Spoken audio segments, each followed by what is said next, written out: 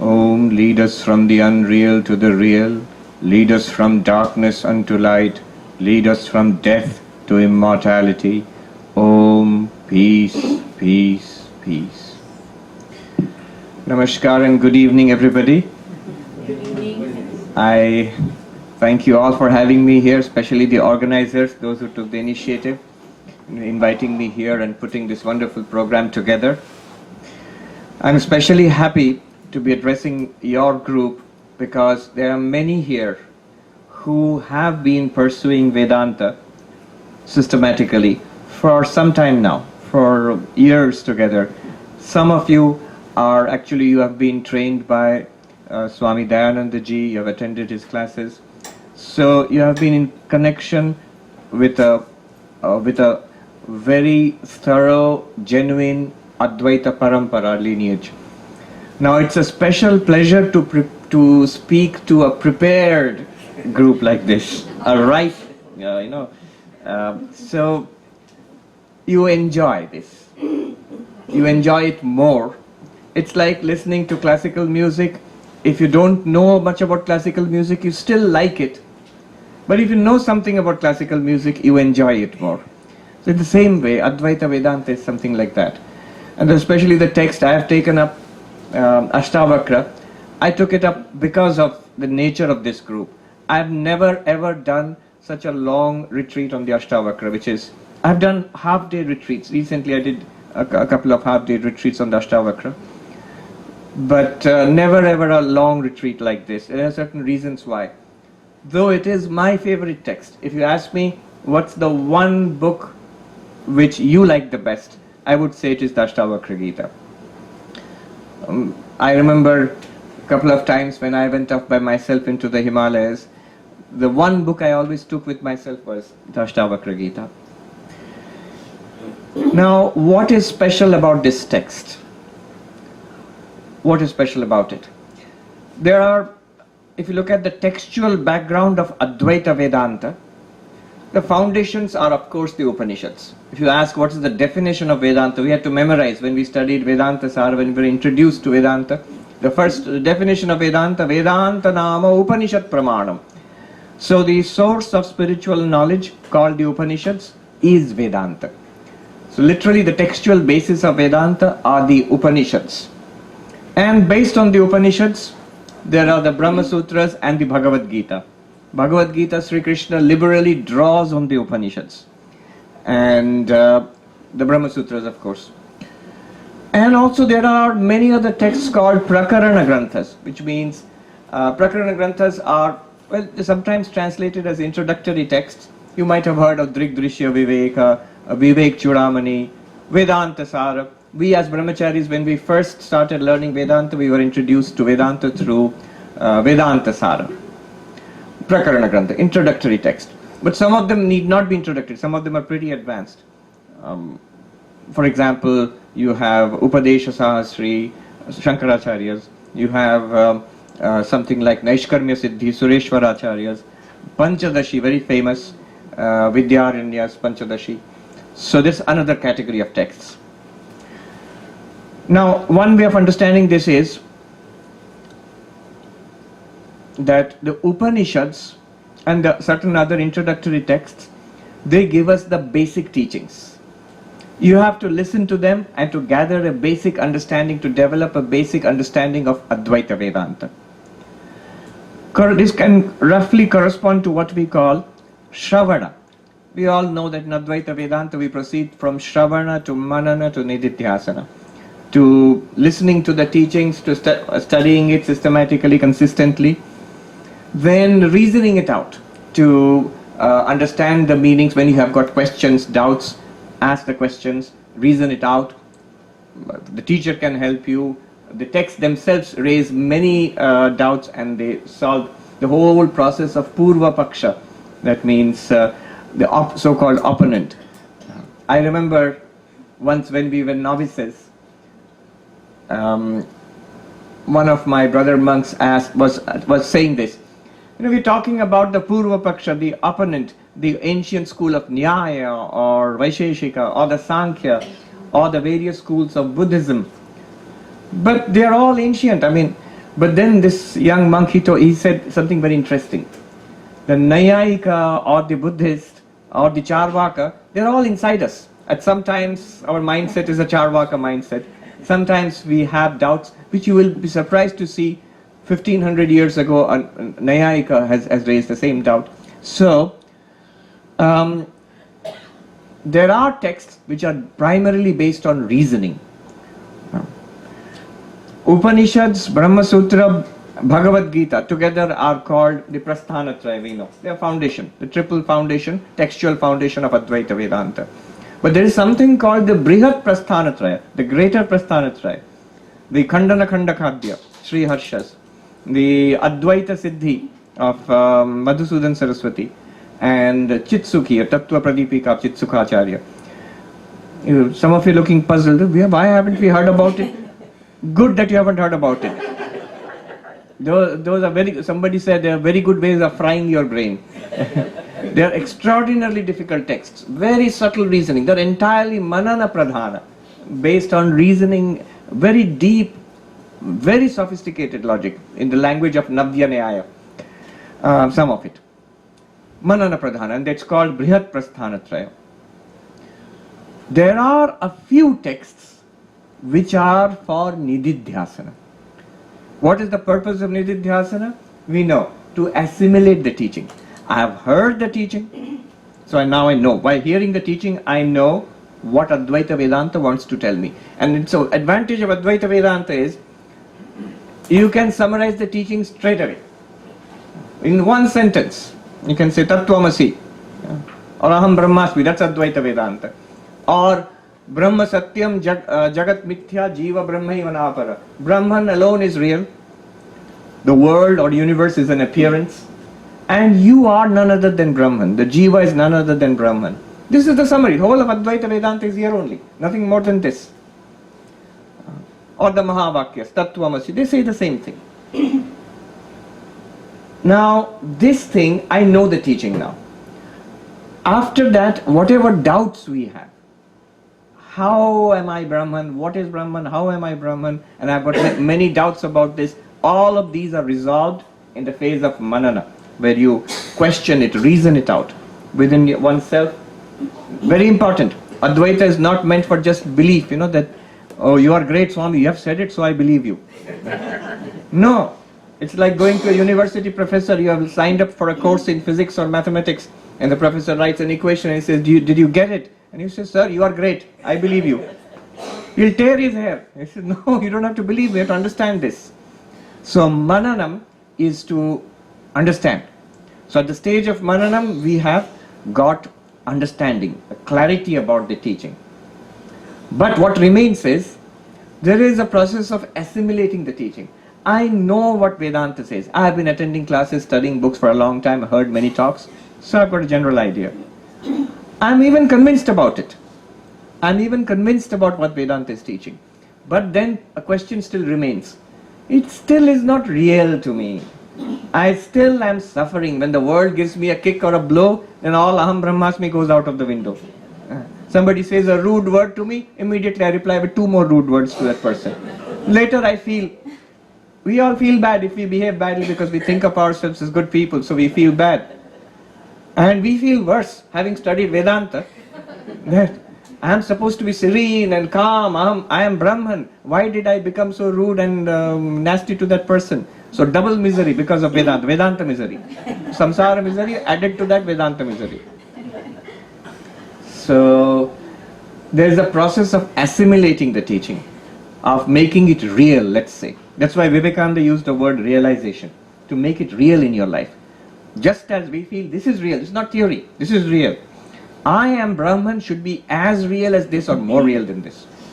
Not just a concept, not even just understanding. It should be clear. It should be something that it's not only real, something that I can call upon.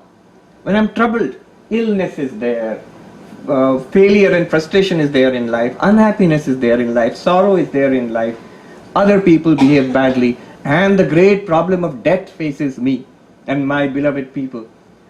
At that time, this should be a source of strength and peace and joy to me. If that does not happen, then Vedanta has not fulfilled its promise Its promise was Atyantika Dukkha Nivritti Paramananda Praptischa. What is the purpose of Vedanta?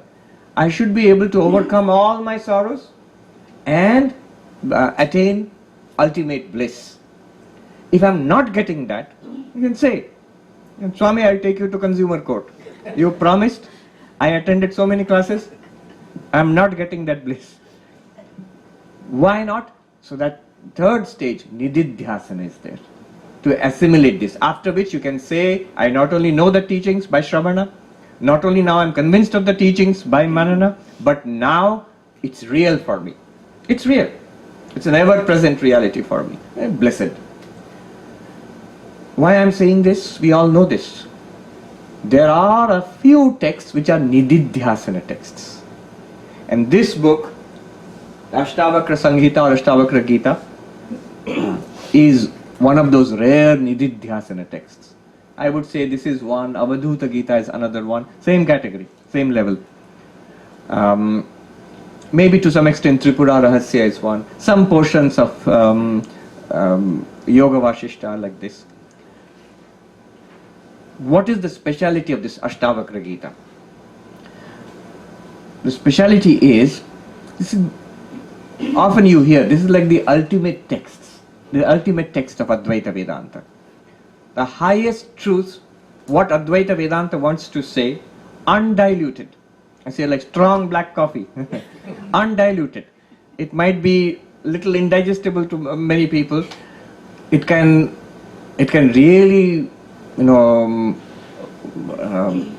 inspire one deeply, or it can put you off also. In Ashtavakra, when you come to Ashtavakra, it's a final truth. You are Brahman. Ashtavakra is not interested in saying many things.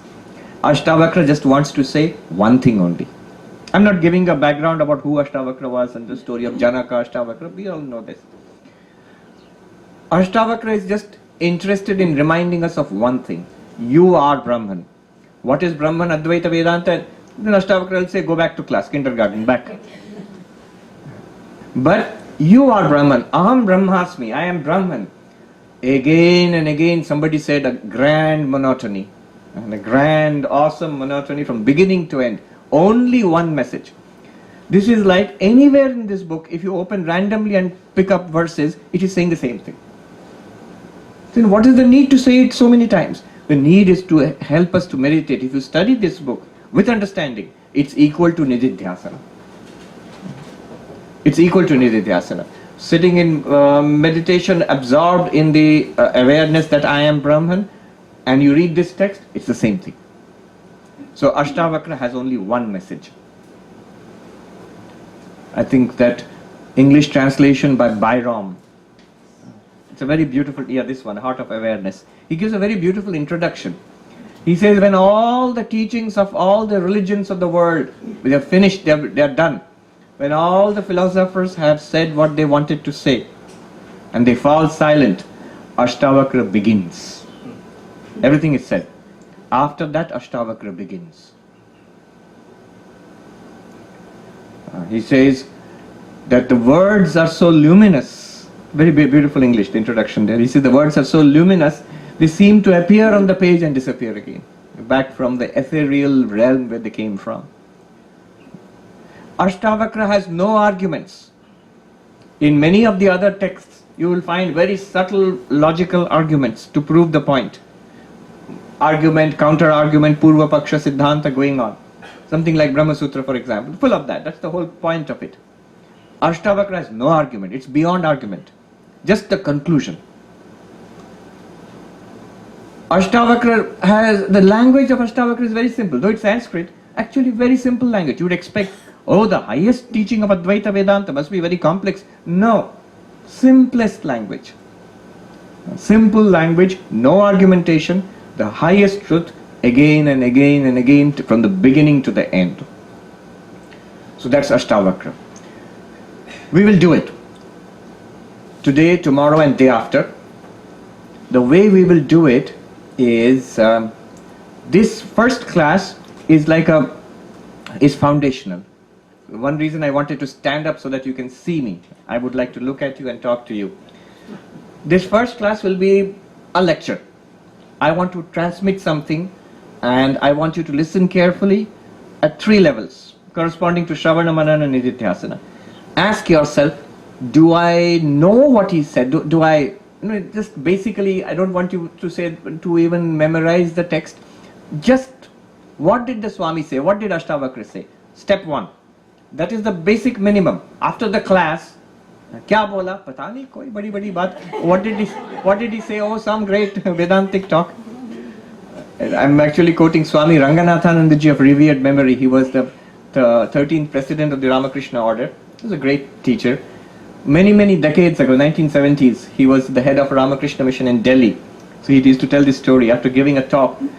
Packed audience. When he's coming out, one lady very sort of heartily said to him, Swamiji, bahut badhiya. Swami, very good talk. And Swami made the mistake of asking her, so what did you like? What did you like in the talk? And she equally heartily, she said, oh, kya pata hame badi Vedant ki baat, lekin badhiya hai. What do I know, big Vedantic talk, but it's whatever you said is good.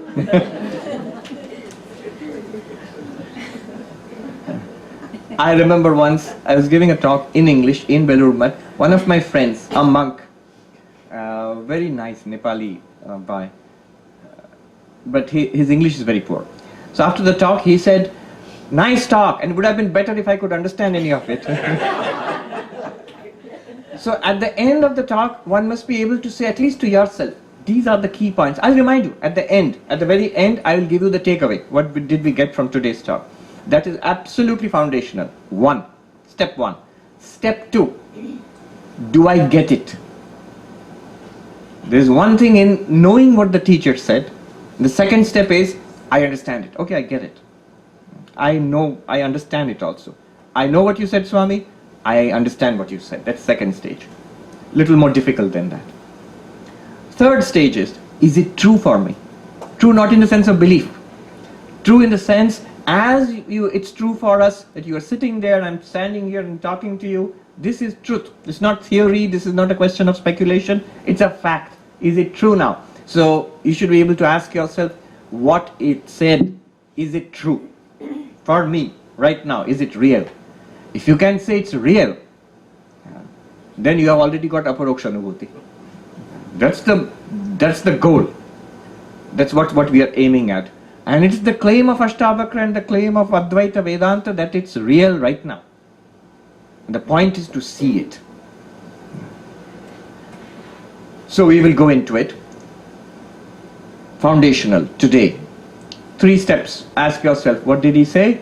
Do I get it? Is it real? And also, at what point does it stop being real? It will be step by step. In the beginning, yeah, it's real. And last part will be mostly people will say, no, that I have to get, I have to become an enlightened soul to make it real.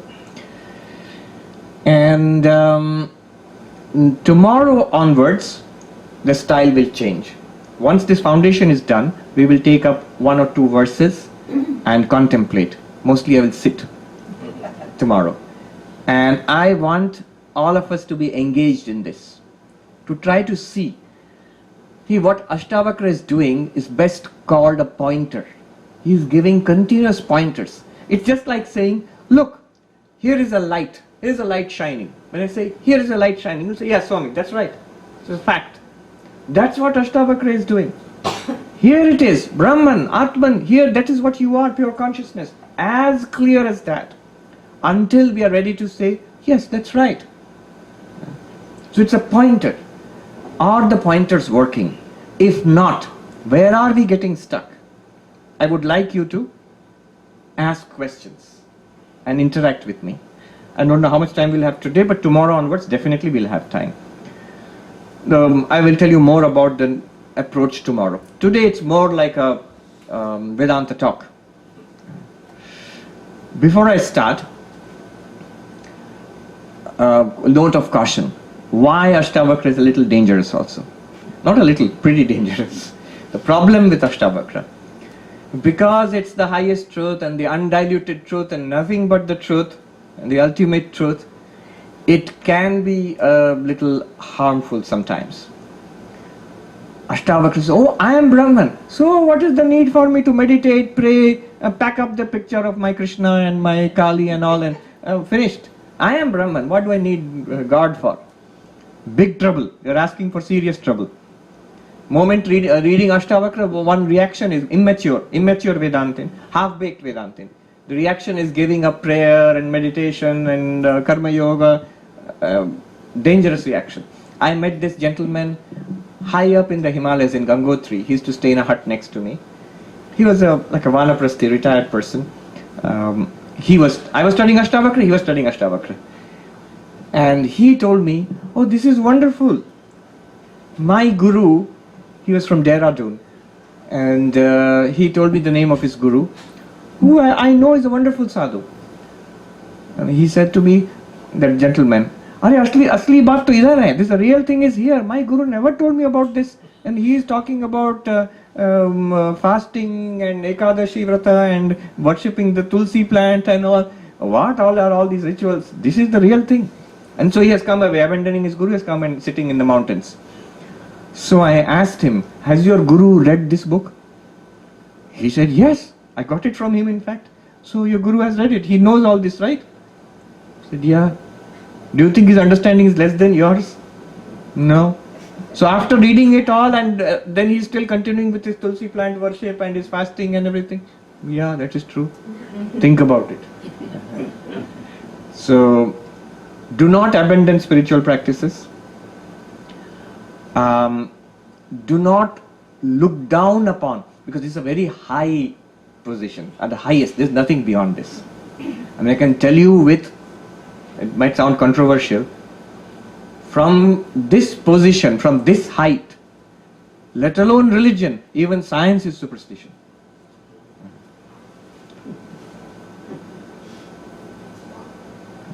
So it is true, it is a simple fact. Other than Brahman, everything is appearance. So whether it's your religion, your science, whatever it is, it's all within the realm of Maya. So there is a tendency to be contemptuous sometimes. Once I've got this, everything else is nothing. Don't do that.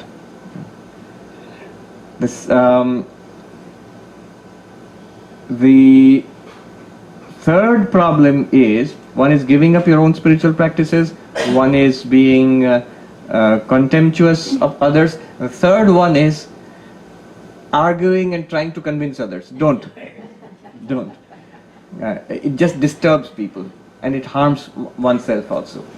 All the great teachers always say, the whole point is to convince yourself, see the truth and get the benefit from it. After that you may share. But people become Ashtavakra enthusiasts.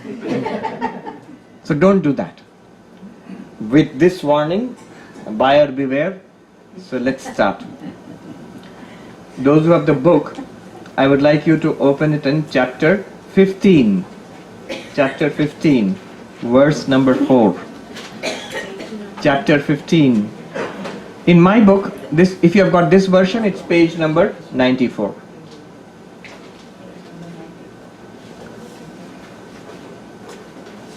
Advantage of Sanskrit and English translation is you get a more precise translation.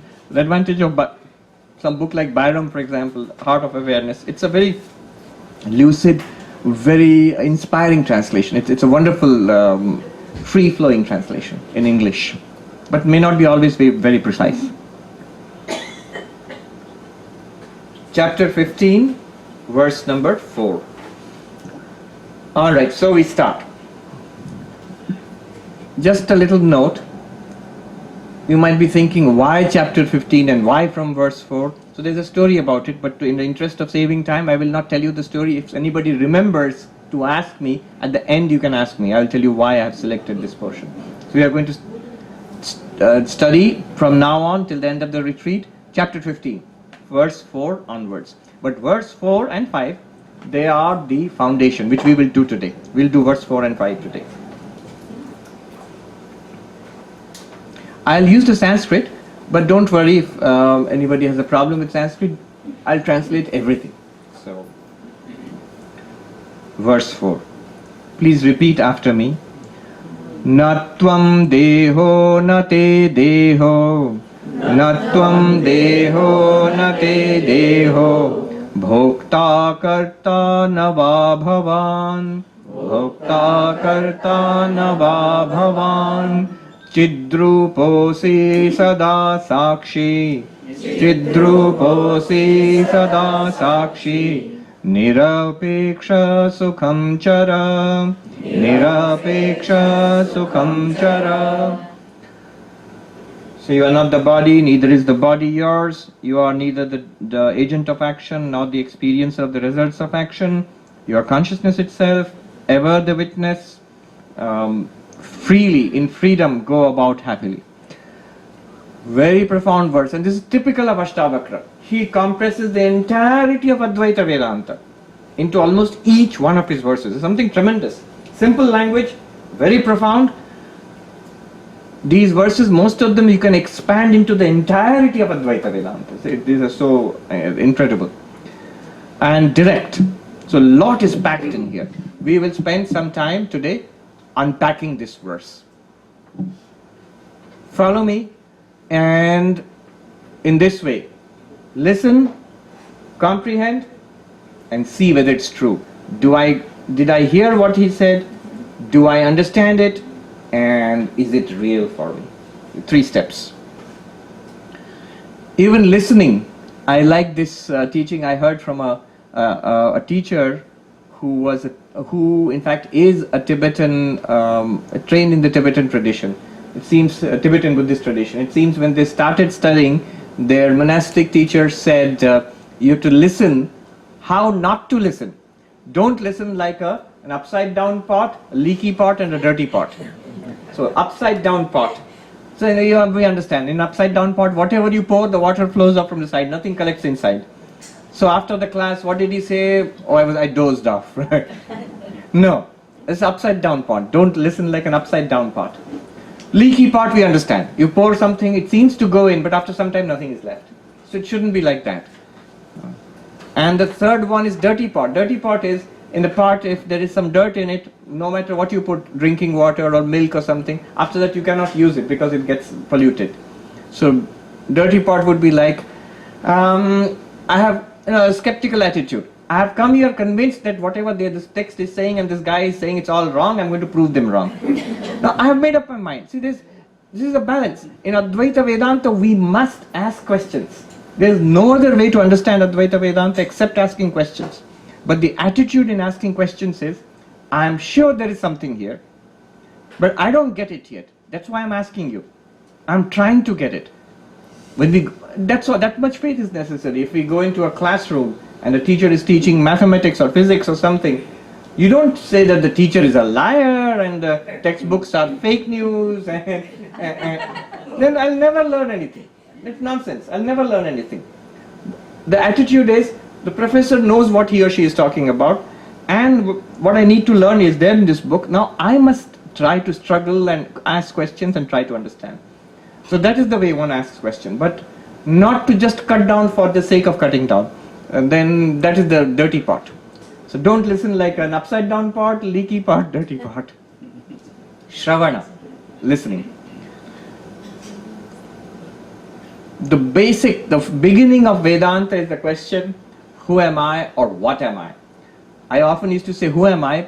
Until one Swami corrected me and said, see, who am I is basically the kind of person I am.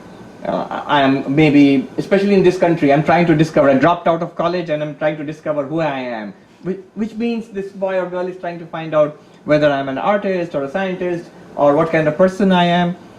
It's not about what kind of person I am or what I'm going to do in life, what talents I have got, none of that. It's about what am I really? Am I this body or this mind or something beyond that? Advaita Vedanta says, I am Brahman, I am existence, consciousness, bliss. I am not this physical body.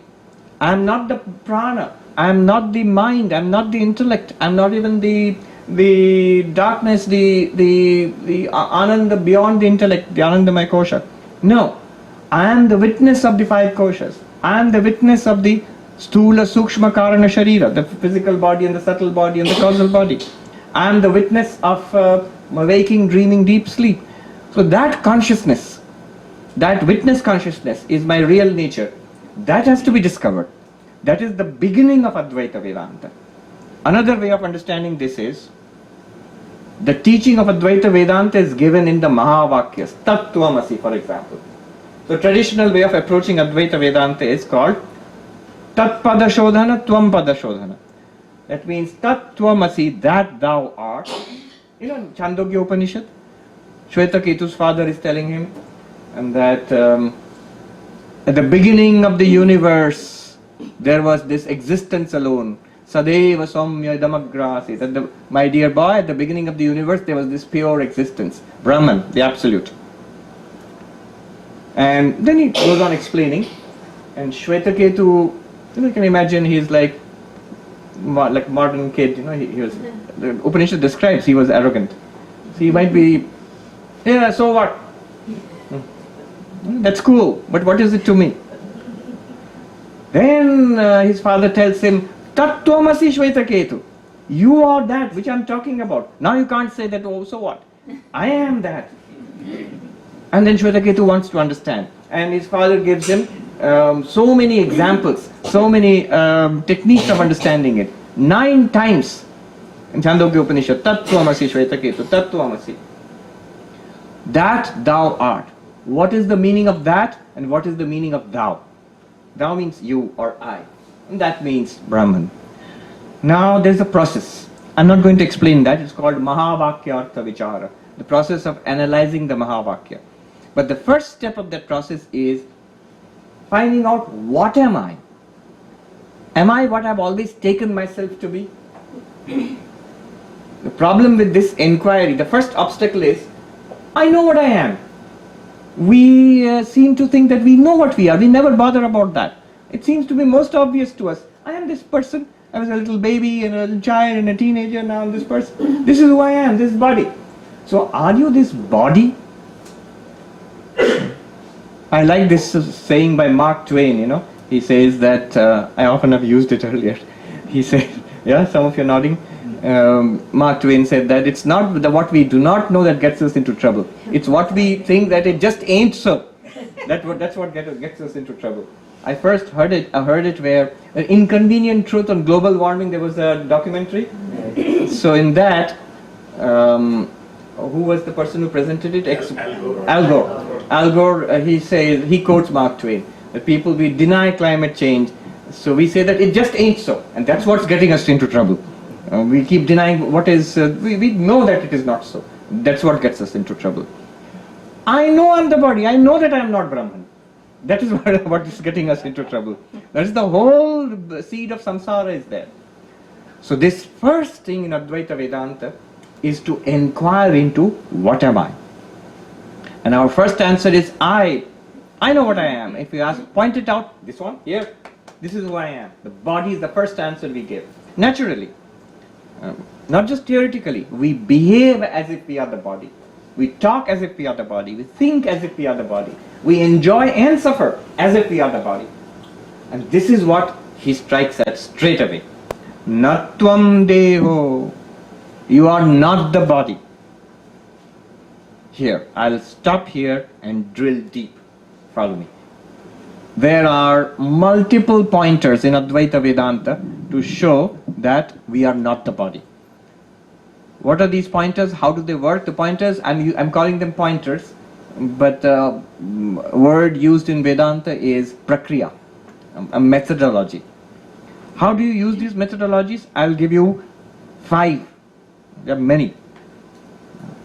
How do you use these methodologies? What is the purpose? To come to an absolute clarity that I cannot be the body. Body is there, but I am not the body. How do you use this methodology? Again, I'll remind you. Listen. What did he say?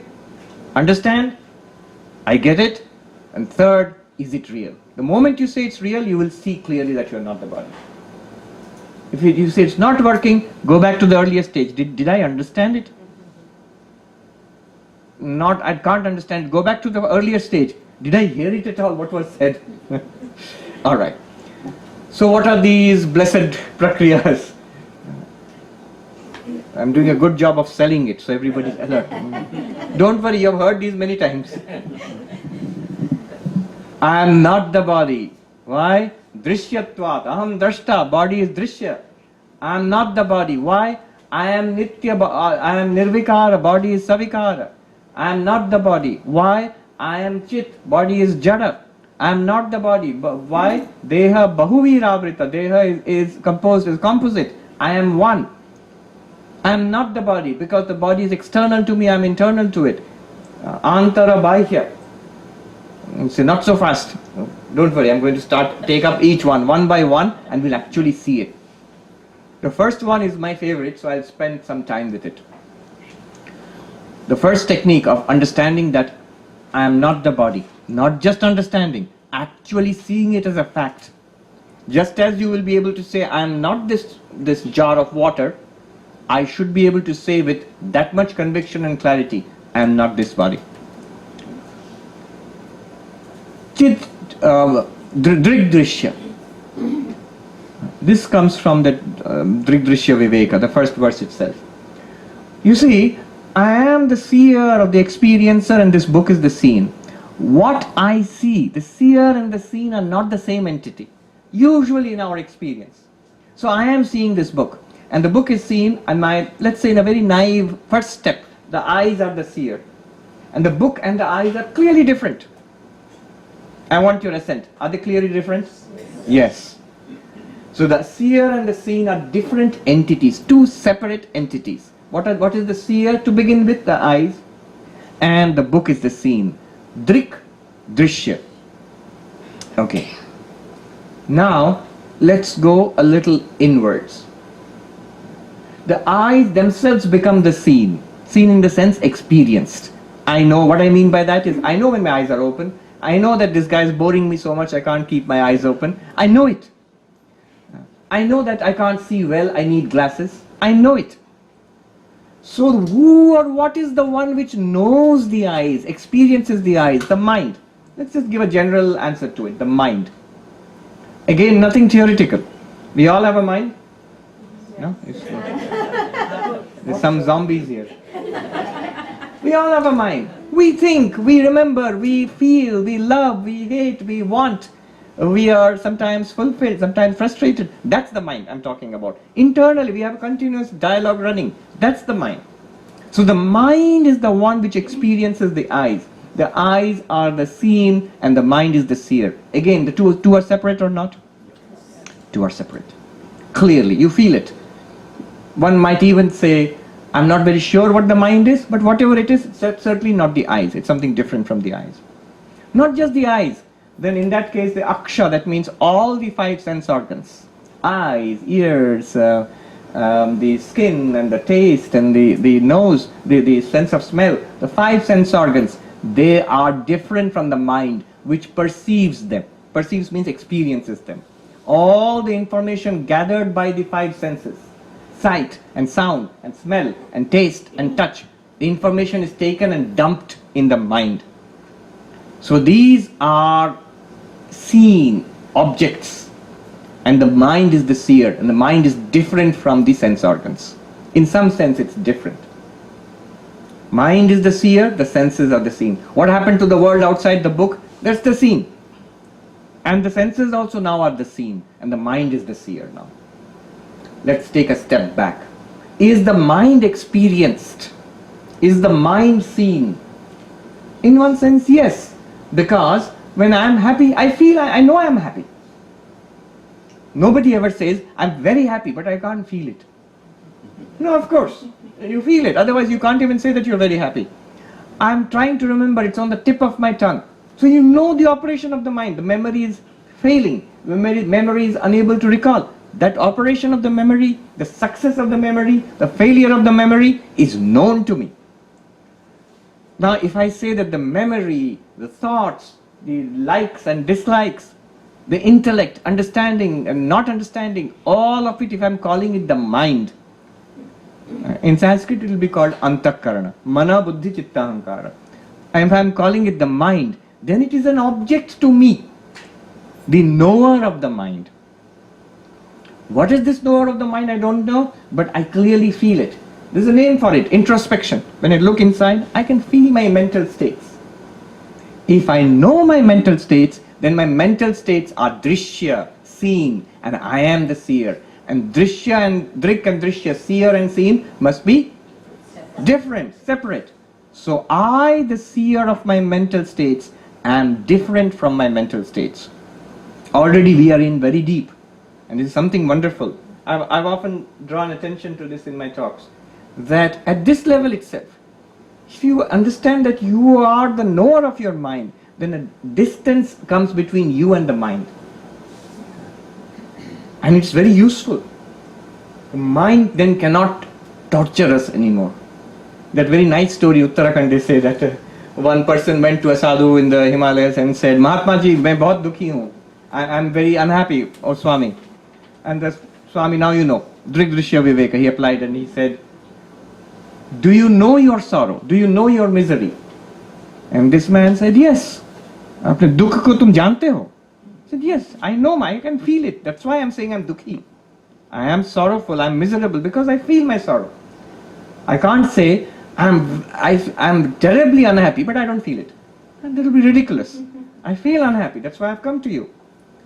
And the Swami said to him, the Mahatma said to him, if you feel your sorrow, if you know your sorrow, then you are not sorrowful, you are the knower of your sorrow.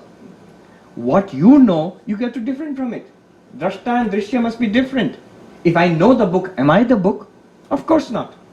If I know the glass, am I the glass? Of course not.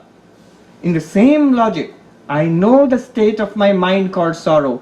I am not sorrowful. I am the knower of the sorrow. By that very fact. See, look at the boldness of Advaita. This sounds crazy. If you apply it, it will work immediately. If you apply it, if you say it's a thing, just like this book is a thing, this cloth is a thing, this disturbing thought in my mind is a thing. Why is it a thing? Because it is an experienced object and I am the experiencer. I must be separate from it. I was there before it came, I am here now when it is scaring me, I'll be there when it's gone again. So I'm not attached to this thing, it's not part of me. It is coming and going in the mind. Tum dukhi nahi, tum dukh ke drashta ho. You are not miserable, you are the witness of the misery in your mind. And the amazing thing is, if you think like that and actually observe the sorrow, not saying I am sorrowful or my sorrow, this sorrow, immediately you will feel calm. The mind will become calm. And very soon you will see the sorrow will either go away or its effect hold upon you will diminish. And that's what happened to the man. And the story doesn't end here. The real punchline comes next. So the man, it happened to that man who thought about it, came back to the Mahatma and said, "Aap theek kehte the Mahatma. Mahatma ji, you are right. Ab bahut shanti, ab main bahut shant hu. And now I am very peaceful." And the monk scolded him immediately. Tum shant nahi ho, tum shanti ke drashta ho. You are not peaceful. You are the knower of the peace in your mind. Very important point. Why is it important? Because the moment the mind becomes peaceful and I say, oh, I am so peaceful, trapped. The mind has caught you again. And what is the harm, Swami? I am peaceful. If the mind has caught you again, little by later it will get disturbed again. That same person when he comes down from the Himalayas and gets caught in Delhi traffic, you will think, oh, I was so peaceful in Himalayas, now I am so disturbed here. Caught with the mind. Caught with the mind. The disturbance of the mind is drishya, object. The peace of the mind is drishya, object. They come and go, I am peace itself. That is real shanti. The shanti of the Atma, the real peace of the Atma is not peace of the mind. It is the undisturbed consciousness which observes the arising and disappearance of the restlessness of the mind, of the peace of the mind. Delhi traffic, it reminded me, last year, I think I told this joke. Last year, some tension was there between China and India, and the news in the internet, it seems the Chinese threatened India, saying that, don't you know that we can be in Delhi in 24 hours? Our army can be there in Delhi in 24 hours. And some person quipped back from India saying, that's impossible, because Delhi is heavily defended on all sides by traffic jams. Nobody can be in Delhi in 24 hours. The traffic is too much. You are not the peace of the mind, you are not the disturbance of the mind. You are the witness of the disturbed mind, of the peaceful mind. Joyful mind, depressed mind. You are the witness. When you are the witness, the mind calms down, actually mind becomes much more peaceful. Then further, if I am that witness of the mind, then the name of that witness, let's just call it Sakshi. Sakshi. Here he says, Sakshi, Sada Sakshi. You are the witness. You are not the body. You are the witness of the body. This Sakshi, or this is the real Drashta, the real seer. Those who have seen Drigdrishya Viveka talks, I just quoted to you the first verse of the Drigdrishya Viveka. Rupam Drishyam Lochanam Drik. Forms are seen, eyes are the seer. Tad Drishyam Driktu Manasam. The eyes are seen, the mind is the seer. Drishyadhi Vrittayaha. The mind, the vrittis of the mind, the movements of the mind are seen. By whom? Sakshi. Drishyadhi Vrittaya Sakshi. By the witness. Why are we calling it witness? That's the only name we can give it. The real seer, the real you. You are that light which shines upon the mind. Why am I calling it light? Why am I calling it consciousness? Because definitely one thing you can say about it. It gives you awareness. It makes you aware of things. So, that Sakshi shining, it illumines the mind. The mind shining with the light of the Sakshi illumines the sense organs. The mind and the sense organs shining with the light of the Sakshi illumines the world, reveals the world to you. The Sakshi is ever the witness, never witnessed. Drigeva natu drishyate. You, the Sakshi, you never become an object. Because whom will you become an object to?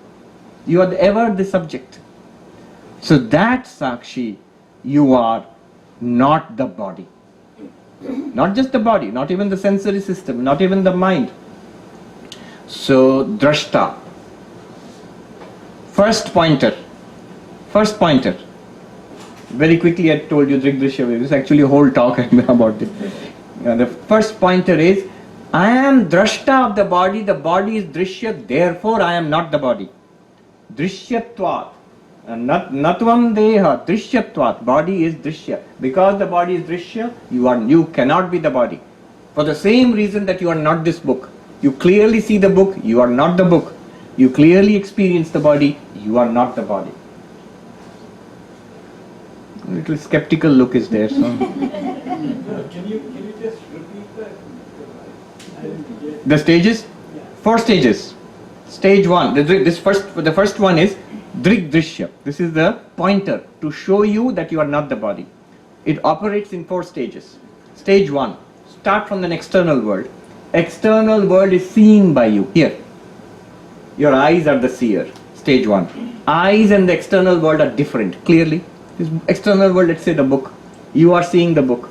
Step 1. Eyes are the seer. Book is seen. Step 2. The eyes themselves become the object of experience and mind is the seer. I open my eyes, I close my eyes, I need glasses. Everything about the eyes is known by the mind. So the eyes are known, mind is the knower. Right? Step 3. Go further back. The mind itself becomes known. When we look inside, thoughts, feelings, emotions, desires, likes, memories, they all come and go. That's the mind. And clearly I know it. Something within me, I myself, not within me, I know the mind. So I am the seer of the mind is seen. Seen not with eyes, in the sense of knowing it. Now if the seer and seen, knower and known are different, then I must be different from the mind. I am different from the mind, I am different from the sensory system, clearly I am different from the body. Because I am this self which experiences this body. Drigdrishya. Let me ask you this question. Let's take it step by step. We've all heard it. I think we all understand it. It's not very difficult to understand. But the question is whether we realize it. Is it a fact or not? Let's see. Where do we stop?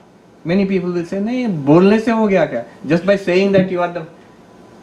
Let's hold on to this question. I mean, Advaita is very bold. Advaita will say, "Haan, bolne se hi hota hai." Just by saying it will work. It's like magic. Let's take it step by step and see where the problem is. Kahan atakta hai? Where does it stop? Your eyes are different from this book, stage 1. Real or theory? Real. My eyes are different from my mind, whatever the mind is. My mind is something and my eyes are something else. Real or theory? Real. Why? Your mind and your eyes are the same. You feel that your eyes and the mind are the same. No. So it's real. Mind and the eyes are different. Yes. But I'm asking a question. Different in theory or concept, or different in fact? Different in fact. It's a fact. Nobody doubts it. Whatever the mind is. Even a scientist will not say that the mind is something different. At the most rank materialist, reductionist will say the eyes are part of the body, the brain is part of the body, and the brain produces the mind. That much. How the brain produces the mind? Big question. No scientist till today knows. What is the link between brain and mind? Hard problem of consciousness. Stop there. No further. Right here in NYU, David Chalmers, he coined the term hard problem of consciousness. You see, so interesting. Last year there was a workshop in NYU. It's the leading department of analytical philosophy in the world today. And you know what was the topic? Hard problem of consciousness and Advaita Vedanta. Yes? Yes? So did they accept it? No. They're a tough crowd. So, but the fact that it is being discussed as a solution to the hard problem. There's no solution, no satisfactory solution to the hard problem. That it's the almost like the last frontier of science, the internal science. Now the mind is different from me. I know the mind. So the mind must be different from me. Theory or fact? Kind of. Fact. If you are bold enough to say fact, then you are an enlightened person. Some say kind of, some say no. Some are saying no, it is just theory. Advaita Vedanta says that like this book is different from your eyes. Your physical eyes and this physical book are two different entities, clearly. To that extent and even more so, you the consciousness and what you call your mind, they are two different entities. Saying it's fact. We will see why it is stopping. We'll see. But anyway, this is the first pointer. Drig Drishya Viveka. What did I say? You are not your body. Why? You are drashta of your body. You cannot deny that you experience your body. And Vedanta has this is a Jewish word, chutzpah. That means the gall, the boldness to say that.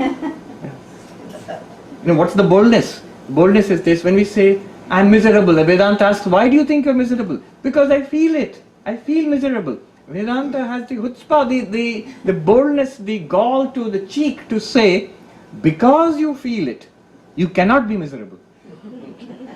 You see, this is what it means. If you are the drashta, if you are the knower, if you are the one who feels it, then it must be something different from you. The knower and the known, the feeler and the felt, and the seer and the seen are two different entities. If you go by that, then what you feel, Vedanta is not denying that you feel it, that you experience it. Nobody can deny that. But Vedanta is saying, because you experience it, you cannot be it. So if it's a feeling of misery, you say, yeah, I am experiencing a feeling of misery. I am the consciousness lighting up a feeling of misery in the mind. One pointer. Quickly, second pointer. The Savikara Nirvikara. I am not the body. This one is easier. Because the body is subject to so many changes, and by I mean the knowing self within. I am the same self. I know this body was at one time it was born, it was a baby. It grew into a young child, it became a teenager, a young person, a middle-aged person, and a senior person. And I feel I was every one of them. That baby's body and the senior person's body are so different, so very different. You keep pictures nearby, you cannot recognize. And yet I am forced to claim, it is true, I am this one and I am this one. Two very different things, two continuously changing things. And the one unchanging self which I experience to be unchanging. How can the changing and the unchanging be the same thing? It's logically impossible. I, the intuitively, the inner knower, I know that I was in that baby's body. I was in the child's body. I was the one in that teenage body. And I am the one in this middle-aged or old body. So I am the unchanging self, and the body is continuously changing. It works at two levels. One is, you say this is not a proof. Not a proof in a scientific sense or a mathematical sense. It's a proof in a legal sense. Like what does a lawyer try to do? Tries to persuade, give persuasive arguments. It's trying to persuade you to see yourself as distinct from a changing body. One.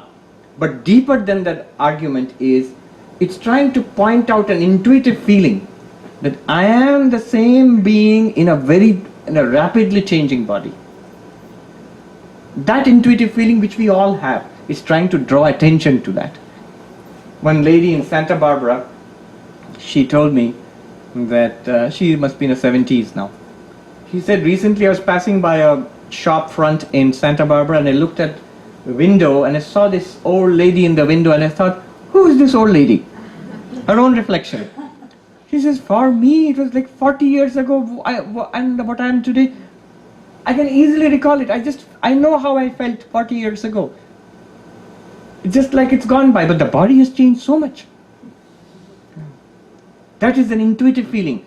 The prakriya, the pointer is, stay there, stay with it. You will begin to see, here is a changing entity and I am dwelling in it, a kind of unchanging entity. That much only. Changing, unchanging cannot be the same. Therefore, I, the unchanging self, am not the changing body. Nirvikara savikara. Body is savikara. The sixfold changes Yaska talks about.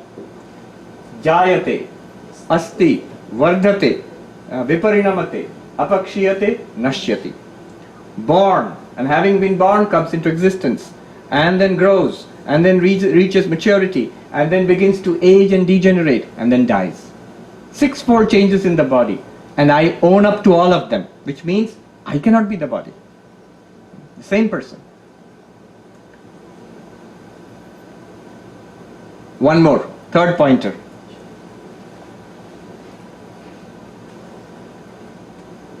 Chit jada. Conscious, not conscious. Sentient, insentient. I am sentient. I am the one who is aware. The body is insentient, an object of awareness. Here, one thing I'll point out, but it's worth thinking about. If you can really absorb this, Vedanta becomes very easy. We keep saying consciousness, consciousness, consciousness. But what exactly is meant by consciousness? What is consciousness and what is not consciousness? Today, if you ask consciousness studies, it's a big field. There are psychologists, there are AI people, there are quantum physicists, there are neuroscientists, there are language people, philosophers, psychologists of course, psychiatrists, brain scientists. What is the definition of consciousness? They'll give you many definitions, none of them satisfactory.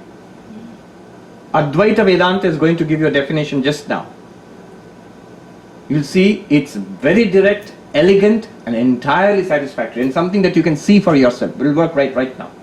But for that, only one thing, you have to look into your own experience right now. Notice in your experience, there are always two things, subject and object. You, the knower, and what you know. What you know, remember, feel, think, that is the object, and you are the knower. Use this knife. Anything that you can call this in your experience is an object. I'll repeat. Anything that you can call this in your experience is an object. Vishaya, Vastu, Jada. That which experiences this is consciousness. Padmapada, he gives this definition. Padmapada Acharya was a student of Shankaracharya, a favorite student. Anidam Chaitanyam. Anidam Chaitanyam, not this conscious. Consciousness is, definition of consciousness is not this. What do I mean by that? It means what is consciousness? Look at your experience now. Just notice your experience. This mic, this. So this is not consciousness. It's an object. This shirt, this. Can I describe it as this? Yes. So this is not consciousness. Object. Object to what? Object to consciousness. This skin, this body, this. Clearly I can describe this here. So it's an object. It's not consciousness. When I breathe in and breathe out, mindfulness, breathing in, breathing out, know that you're breathing in, know that you're breathing out, know that you're breathing in. What Vedanta will be interested in is not your breath. Vedanta is interested in, you know that you're breathing in. Therefore, the breath is an object of knowledge. You are aware of it. Can you call it this breath? Yes. So consciousness, the breath is not consciousness. It's an object. Thoughts, ideas, feelings are coming and going, memories. This thought, it's an object. Therefore, even a thought is not consciousness. In Vedanta, it's incredible. What is supposed to be consciousness in all consciousness studies? Thoughts, mind. In Vedanta, even the mind, its contents of the mind are not consciousness. They are objects to consciousness. This thought, this idea, this memory, if you're using this, then it cannot be consciousness. It's an object. Are you with me? We are in deep waters. Try to go beyond memory or thought or even intellect. Even this process which we are using to understand, this is called Budi, intellect. But you can describe it as this. So even this is not consciousness. This is an object to consciousness. Try to go beyond it, blank. But the blank is also experienced. This blankness, you cannot say it in blankness, but this blankness, this void, this shunyam, that is also an object. So starting from the external universe to the body, up to intellect and the void beyond, the blankness beyond, all are object, all are jada, all are vishaya. And that which experiences it all is called consciousness, chaitanyam. Chit jada. So now the body, is it this body? If you say this body, then this is not consciousness. I am the conscious experience of the body, and the body is experienced, is jada, insentient. Which one am I? Am I the insentient body or the sentient experiencer of the body? The sentient experiencer. So I cannot be the body. This experiment I like very much. Greg Good in New York, he designed this experiment. It makes it very clear. Why this chit jada, he says, when you look at your hand and you look at the hand, see the experience, what does it feel like? Does it feel like I am aware of the hand, or does it feel like the hand is aware of me? Is the hand saying, hello, how are you doing? No, never. I am aware of the hand. So on which side is awareness? On the side of the hand or on my side? I feel aware. I'm drawing your attention to your own experience, your what might be called the phenomenology of experience, the feeling, how does it feel? I am aware of it. So what? Same thing is true of this hand. What is true of these two hands is true of your feet and your belly and your chest and your head. In fact, the whole body is just parts which you are aware of. The whole body is a conglomeration of parts which I am aware of. So I am the consciousness aware of these things. So this is an object. I am the consciousness. Chit, jada. They cannot be the same thing. Even mind. Think a thought just now. Swami, when I try to think, not trying, a lot of thoughts come. When I try to think blank. Even blank will help. I am the witness of the blank. The absence of thoughts. But a thought like 2 plus 2 is 4 or ABCD, something like that. Just think of a thought. Now when I think ABCD, try it just now. Notice the experience. I just think ABCD in my mind. Now am I aware of ABCD or is ABCD aware of me? Do you understand the question? It's a simple question. Just look into your mind. I am aware of the thought ABCD. There's no possibility, there's no sign of ABCD being a sentient thing aware of me. I say, hello ABCD, will ABCD say hello? You'll get a shock. Have I become split personality or schizophrenic or something like that? No. I am aware of the thoughts. So the thoughts are object, Vishaya, Jada, Chit Jada. Because the body is jada, which the body is an object I am aware of, I cannot be the body. The other two, very quickly, pointers, I will just mention them. We have done enough. Ekam anekam. Some of you are nodding. You must have heard me saying these things earlier. I remember I was visiting Oxford University a few years ago, just as a tourist. I met this gentleman. Yeah, he is the leading expert on China, Rana Mitter, Professor Rana Mitter. He has written the Oxford very short introduction to China. He's Indian, but he's the leading expert on China in Oxford University. We were talking about this, and I said, because at that time those YouTube videos were coming up more and more. It's a problem because wherever I go, people have heard what I have to say. Then he said something very nice. He said, "Don't worry, Swami. It's like the golden oldies.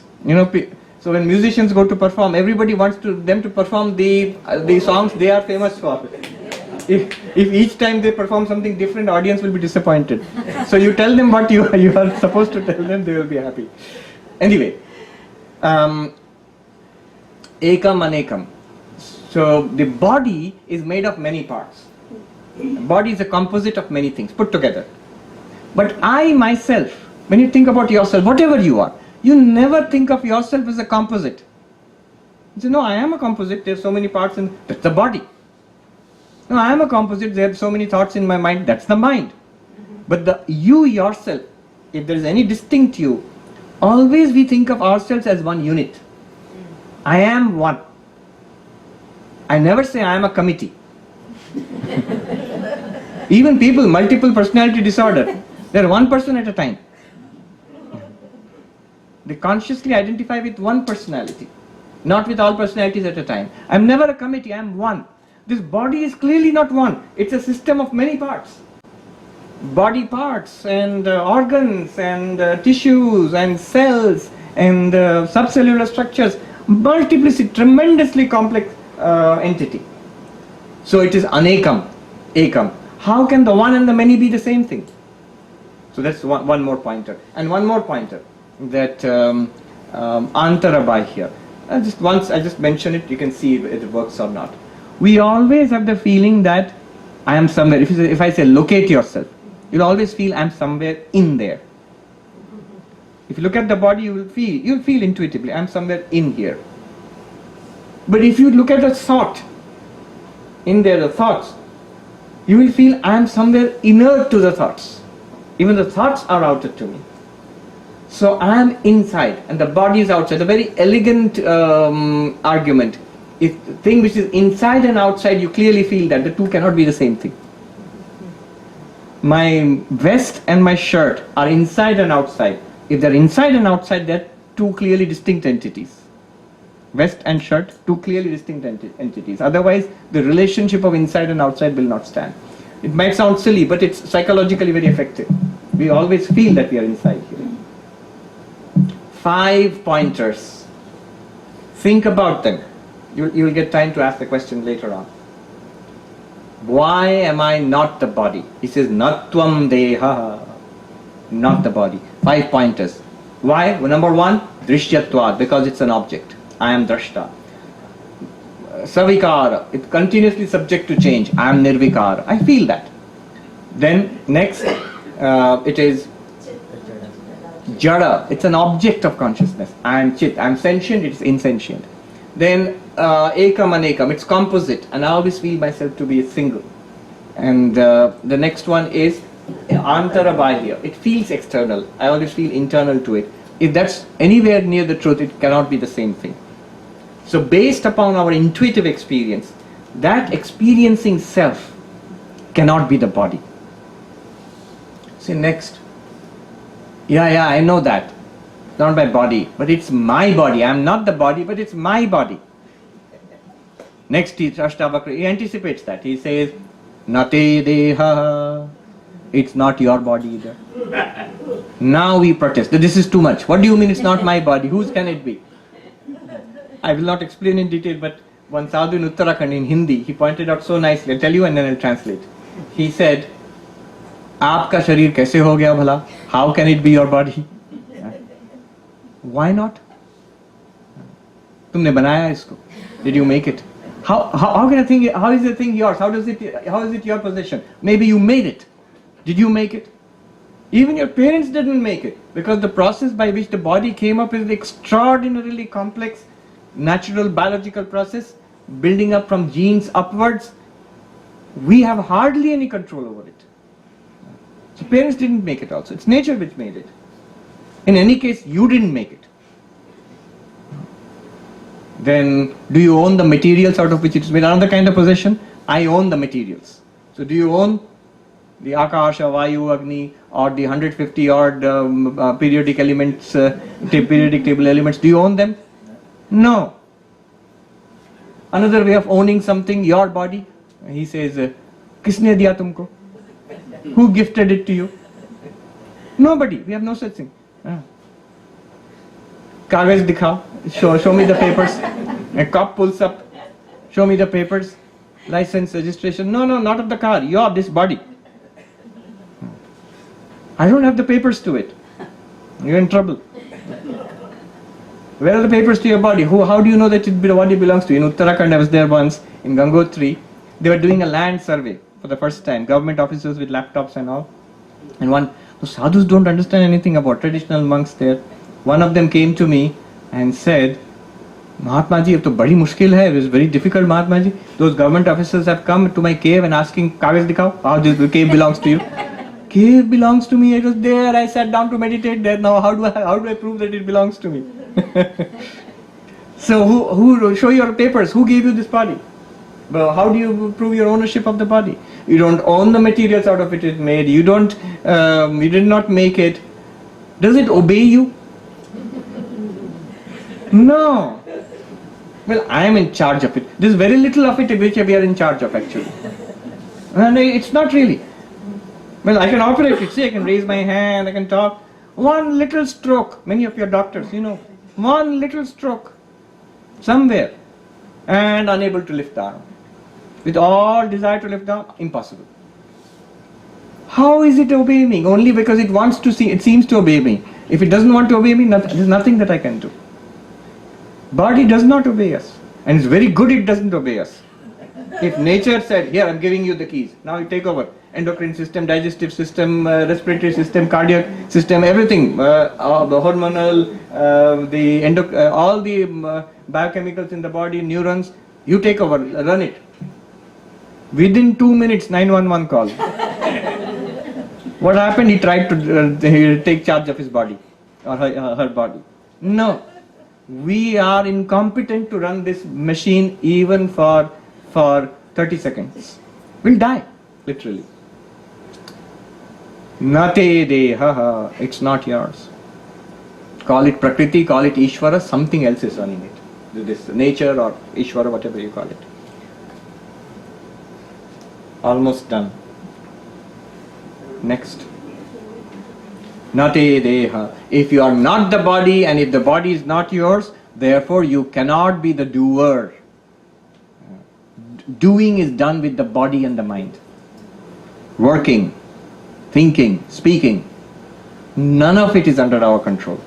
So therefore you are not you, the conscious entity. You are not yourself the doer. Yes, in association with the body and mind, you become the doer. And once we are the doer, we get the results of action, so we become the experiencer, bhokta and karta. But really speaking, you the conscious entity, you the drashta, you the sentient being in this body, you are not the doer or the experiencer of the results of action. So what are you? Chidrupo, see. You are of the nature of consciousness. Why did you say that? Because it seems to be obvious. Whatever it is, it cannot be denied. You experience. That is one thing cannot be denied. What is denied is what I was experiencing. I had illegally taken possession of it. This is mine, I had said. I am this is mine. Vedanta foundation, it hits there. It is not yours, it is not you, it is not yours. But you are experiencing it, no doubt. Nobody can deny that. You are experiencing, it's a fact. In fact, Vedanta says, because you are experiencing it, you are not it. Chidrupo, see. I am the witness. When I am the witness, Sada Sakshi. Not only in Vedanta class, or not only mindfulness exercise, I am witness. Uttarakhand one sadhu is saying, very nicely he said, while teaching Drigdrishya Viveka, he said, तो Mahatma ji, all the monks were present. Mahatma ji, लग रहा है ना कि मैं साक्षी हूँ? Do you feel that you are the Sakshi? And the gathering they said yes, yes. हाँ, लग रहा है. बहुत बड़े गड्ढे में गिरोगे. You're going to fall into a very big pit. What is the pit? He says this is a nakli sakshi. This is an artificial witness. It is something which you do like a meditation exercise. I am witnessing the movements of the breath. I am witnessing the sensations. I am witnessing the thoughts in the mind. It's a meditation exercise. The moment you stop it, it's gone. Sakshi gayab. The witness disappears. What Advaita Vedanta is talking about, Sada Sakshi. Consciousness is always the witness. Whether you try it or not, it's right now, it's always there, always has been. Whether you go into Advaita Vedanta or not, whether you try it or not, whether we understand it or not, you are the consciousness. If you say consciousness plus mind, then not. But if you the consciousness, you are always helplessly the witness. Choicelessly the witness. In fact, Jiddu Krishnamurti used to call it choiceless awareness. Yeah, very good term. You are the choiceless awareness. You are the witness. Sada Sakshi. And therefore, what is the result of all this? Nirapeksha Sukham Chara. Be happy. Move around happily. Witness, how will it move around? Body is still there. Just because you know that you are not the car, doesn't prevent you from driving the car. So, you are under this great delusion, I am the car. No, you are not the car. You can drive the car. You can be in the body, you can be with the mind. With the mind you can think, with the organ of speech you can speak, with the body you can walk and talk and you can do everything else. Sukham chara, happily. Why happily? Nirapeksha, with complete freedom, not dependent on anything else. Because that witness is ever the witness, it is not subject to birth and death. Body is subject to birth and death. It's not subject to illness and disease. It's a pranamaya which causes illness and disease. It's not subject to waking, dreaming, deep sleep. Mind is subject to waking, dreaming, deep sleep. It's not subject to frustration or fulfillment. Mind is subject to frustration or fulfillment. It is ever the witness of all these changing states. You are that, Tattvamasi. Therefore, Sukham Chara. Be happy. The next verse, said 1 hour it took for this verse and then next. We've already done the next verse. When you read it, you will see. Ragadvesho mano dharmo. Ragadvesho mano dharmo. Namanaste kadachana. Namanaste kadachana. Nirvikalposi bodhatma. Nirvikalposi bodhatma. Nirvikara sukham chara. Nirvikara sukham chara. Likes and dislikes. And you can add many other things. Memories, ideas, all of those things. Manodharma, they are properties of the mind. So, na manaste kadachana. The mind itself is not yours. You are not the mind is also not yours. In fact, a very powerful practice to calm the mind and to free ourselves from the tortures of the mind is to disown the mind. You don't belong to me. Go, get out. I have nothing to do with you. Disown the mind. In Yoga Vashishtha there is a practice. Tell the mind, oh mind, whatever you can think of, I am not interested. Mind will say, no, Vedanta, think about Vedanta. Don't fall into the trap. You don't need the mind to become Atman. You are Atman. The mind needs you for its existence and for being lit up by consciousness. You don't need the mind at all. So mind will trick. No, I'll think only good thoughts after this. No.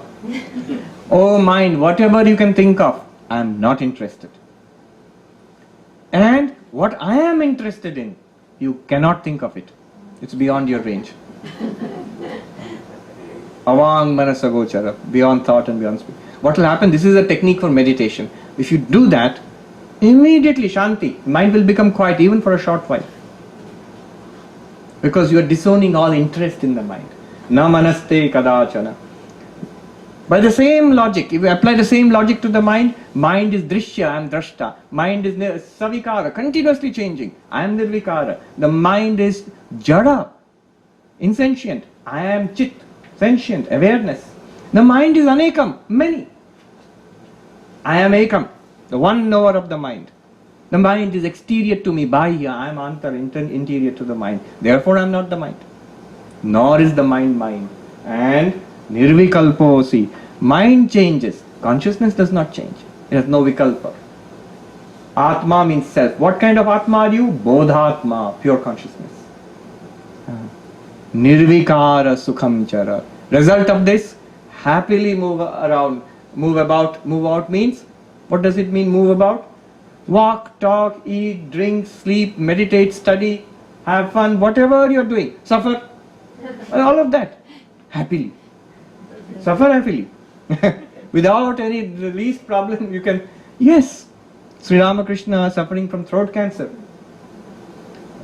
Hari, later became Swami Turiyananda, asks him one day, "Sir, how are you feeling today?" And Sri Ramakrishna, very weak voice, he says, "I cannot eat, so much pain is there." And this Hari, he said, "But sir, I see that you are in great joy, you are in great bliss." Cruel thing to say to a cancer patient. Sri Ramakrishna says, "Oh, you rascal, you have caught me out, you found me out." In Bengali, Chala Dhoreniyeche. The rascal has found me out. That means, it's in a sense, yes, there is cancer, yes, there is pain, yes, there is trouble, and yet, if you apply this, it is drishya and drashta. Not theoretically, absolutely as a fact. It may be a nice book, it may be a torn book, but I am nothing, it's nothing to me. So, drishya, it is changeful, I am the changeless. It is insentient, I am sentient. It is external, I am internal. It's a complex thing, I am the one unit. Use these. Sukham chara, even in the midst of suffering, sukham chara. I'll stop here. We have really run out of time, more than enough. But I wanted to lay this foundation. Today's takeaway is, you are not the body, not the mind. Neither is the body yours, nor is the mind. I'm not saying body and mind are not there. Of course they're there, you're seeing it. But you are not it. Why? Tell me the 5 reasons. Drishyatvat, then Savikara, then Jada, then Anekam, then Antara Bahyam. So Antara Bahyam, exactly. Very good. Training as Vedanta students shows up. Very good. So think about this. Spend I won't say sleepless night thinking about it. Ashtavakra wants you to sleep happily. Sukham chara means sleep happily also. And tomorrow we will change our whole approach. We will now slow down after that, and I would like you to ask questions and we will work with you. Even in asking questions, it can operate at 3 levels. One question is asking for information. That's one thing. Second question is argument. That means I have doubt, this is my counter argument, you give me your answer. That's one, second level. Third level is not information or argument. A pointer, show me this reality. You are saying Atman is here, I am still unable to catch it. Step by step, can you show it to me? I can. Not my credit. All here. We would like to do. That's the third kind of question, is the most interesting. So we will see tomorrow. Om Shanti Shanti Shanti Hari Om Tat Sat Shri Ram Krishna. Anything that you want to say? So tomorrow we bring our mind and body. Yes. Awareness is here. Yes, awareness is always there. You are always awareness. Anything else? Sorry, you said you were going to tell us all your shows. I was waiting for that. If somebody remember. I just take 1 minute. Is it okay? Just Yeah, of yeah. course. Of course. What happened was that we had a very interesting Swami Nishrayashanandaji. Some of you have seen Swami Nishrayashanandaji. He was the one who started the Vedanta work in South Africa. He was a disciple of Swami Shivananda. Swami Shivananda, who is one of the disciples of Sri Ramakrishna. So Swami Sarvapriyananda was a very interesting character. I mean, I never saw him, but our senior monks have told me. He was a yogi, a hatha yogi, a great scholar, tremendous control over body and mind. Even at 90 years, Shishashan and all of that he used to do. I mean, one example just shows the kind of person he was. He thought one day, he was in South Africa for a long time. He started the Vedanta work. He thought one day, I have not yet read the Mahabharata, but I don't have time. He had an extraordinarily tight routine. So he said, I'll find out 10 minutes or 15 minutes every day. And he did that. 10 minutes, 15 minutes and he continued without break for I think a decade and finished the whole Mahabharata. So that kind of person. And it seems he was a very humorous person. Those who have seen him, they told me. He was a humorous person. He was a hatha yogi also with some siddhais, some extraordinary occult powers and all. But a great Vedanta teacher. Now, it seems many years ago he came to USA on a tour and he went to Chicago. We have a monastery there and a retreat center called Ganges. And we did not name it Ganges. It was named Ganges before we went there for some reason. So in that Ganges monastery, Swami Sarvapriyananda came in the 1970s, I think, or 80s. He taught. And there was a young American monk there, Swami Yogeshananda, who said, he says in the introduction here, after one or two classes I felt this is wonderful, I should note down, this should not be lost. In those days the recording was not so easy. So he noted down some points. And after Sarvapriyananda went away, many years later he thought it should not be lost. So he published it. He said, I wish I had taken more detailed notes, but whatever I've taken, just points, 1, 2, 3, 4. He published it. Just teachings of Swami Sarvapriyananda, few classes. And the book is like this. Just little notes. At the beginning I found this. Second one. It says, see Ashtavakra Gita, chapter 15, verse 16. It is through your ignorance alone that the universe exists. In reality you are one. There is no individual self, Jiva, or supreme self, Paramatma, other than you. Begin at the 4th verse of 15th chapter, which we started, and go through the verses to see the process by which the author arrives at this conclusion. I thought, I have read this earlier, but I never noted it. So I went back and studied it carefully and calmly. And I found it's a wonderful sequence. So this is the second time I'm doing it. I did it in one of our centers, but that was just a half-day retreat. So here I'm going to do it carefully, not so fast as I went. Tomorrow onwards we will take up 1 or 2 verses and then we'll interact, try to see what Sarvapriyananda was trying to show us there. So that's the story. Thank you. Thank you.